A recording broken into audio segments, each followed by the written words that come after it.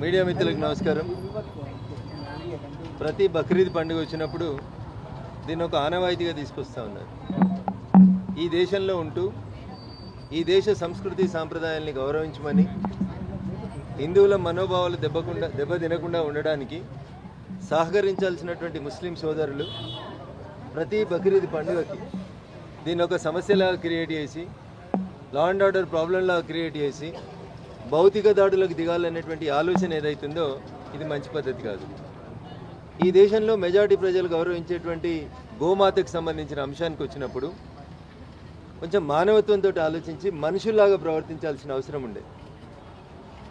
దానికి ఉల్టా మా ఇళ్లలోకి వచ్చిర్రని, మా మహిళల చేతులు పట్టుకొని లాగినరని తప్పుడు కేసులు పెట్టేటువంటి ప్రయత్నం వల్ల సమాజంలో ఉన్నటువంటి హార్మోనీ దెబ్బతింటుంది. ఎంతసేపు మర్యాదగా ఉందామని అనుకున్నప్పటికీ కూడా కావాలని ఎదుటి వర్గం నుంచి ఇట్లాంటి కవ్వింపు చర్యలు, రెచ్చగొట్టేటువంటి చర్యలు జరుగుతున్నప్పుడు పరిస్థితులు అదుపులు తప్పుతూ ఉన్నాయి. పోలీసు యంత్రాంగాన్ని కూడా మేము పలు దఫాలుగా చెప్తూ వచ్చినాం.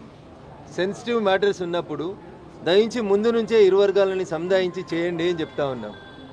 నేను దుబ్బాక శాసనసభ సభ్యునిగా ఉన్నప్పుడు ఒకసారి ఆ రింగ్ రోడ్డు పక్కన ఒక పాడుపడ్డటువంటి ఒక పోల్ట్రీ లాంటి దాని లోపల ఇట్లాంటిది ఒక సంఘటన జరిగితే అనేక రకాలైనటువంటి ఎమోషన్స్కి ఆ సంఘటన దారి తీసింది. పోలీస్ యంత్రాంగం కూడా ఎంతసేపు హిందువుల మీద కేసులు ఎట్లా పెడదాం, ప్రతి దాంట్లో హిందువులదే తప్పుందనేటువంటి ఆలోచన తప్ప ఇంకొకటి చేయలేకపోవడం అనేది బాధాకరమైనటువంటి విషయం. వాళ్ళకి తెలుసు కొన్ని ఆర్గనైజేషన్స్ గోమాతను రక్షించమనేటువంటి ఒక సంఘటనని, సందర్భాన్ని తీసుకొని బక్రీద్ కంటే ముందు చేస్తున్నటువంటి ఈవెంట్స్ని చూస్తూ ఉన్నాం. దానికి డీజీపీ గారు హెచ్చరిక జారీ చేస్తాడు, హిందువులు ఎవరు పోవద్దు, ఎవరు తనిఖీలు చేయొద్దు, ఎవరు బండ్లు పట్టుకోవద్దు. మేము పట్టుకోం సార్, మరి మీరు పట్టుకోవచ్చు కదా. మీరు పట్టుకోకపోవడం వల్లనే కదా ఈ పని అవుతా ఉంది. పోలీసు వాళ్ళు మీ పని మీరు సరిగా చేసుకుంటే మాకు ఈ పంచాయతీ ఎందుకు ఉంటుంది? మేము పోయి ఆవులు ఏడున్నా ఏడగొస్తున్నారని చూడాల్సిన బాధ్యత మాకెందుకు వస్తుంది? చట్టాన్ని ఇంప్లిమెంట్ చేయాల్సినటువంటి మీరు ఒక వర్గం పట్ల చూసి చూడనట్టు ప్రవర్తించడం వల్లనే ఈ రకమైనటువంటి ఇబ్బందికరమైనటువంటి పరిస్థితులు వస్తూ ఉన్నాయి. పేరుకు రోడ్ల మీద చెక్ పోస్టులు పెట్టినాం, మేము చెక్ చేస్తూ ఉన్నాం. మేము చూస్తుండగా మీరు ఎందుకు వస్తారు? మేము వస్తాం సార్, తప్పకుండా వస్తాం. ఎందుకు వస్తామంటే చట్టం ఏం చెప్తుందంటే పోలీసు వాళ్ళు కాదు, ఎవరి ముందన్నా ఏదైనా నేరం జరిగితే ఆ నేరం జరగకుండా కాపాడాల్సినటువంటి బాధ్యత ప్రజలందరి మీద, పౌరులందరి మీద ఉందని భారత రాజ్యాంగం చెప్తుంది.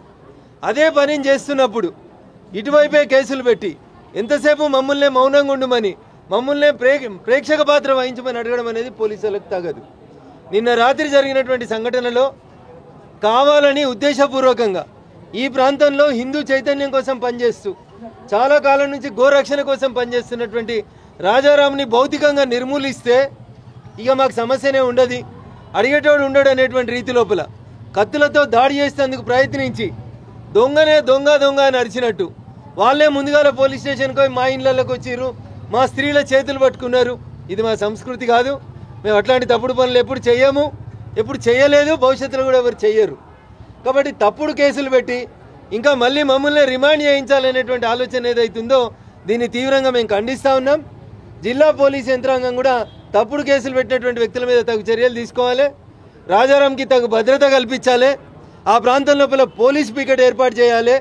పోలీసులే పోయి సాజిద్పురాతో పాటు ఇతర కాలనీలలో మీరే కవాతు చేసి ఎక్కడెక్కడైతే గోవుల్ని బంధించారనేటువంటి అనుమానం ఉందో, ఫిర్యాదు ఉందో వాటన్నింటినీ మీరే ముందు ఇన్స్పెక్ట్ చేయాలని చెప్పి మేము జిల్లా పోలీస్ యంత్రాంగానికి చెప్తా ఉన్నాం.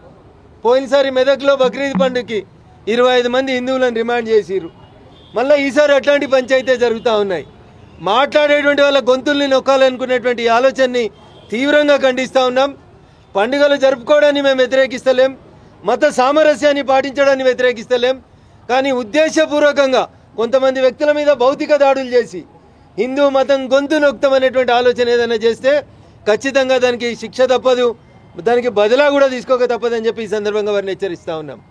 జిల్లా కమిషనర్ ఆఫ్ పోలీస్ గారికి ఒకటే నా రిక్వెస్ట్, ఎక్కడైతే సెన్సిటివ్ ఏరియాస్ ఉన్నాయో, ఎక్కడైతే గతంలో గొడవలు జరిగిన ప్రాంతాలను ఐడెంటిఫై చేసిరో దయచేసి అక్కడ సాయంత్రం నుంచి పోలీస్ పికెట్లు ఏర్పాటు చేయాలి.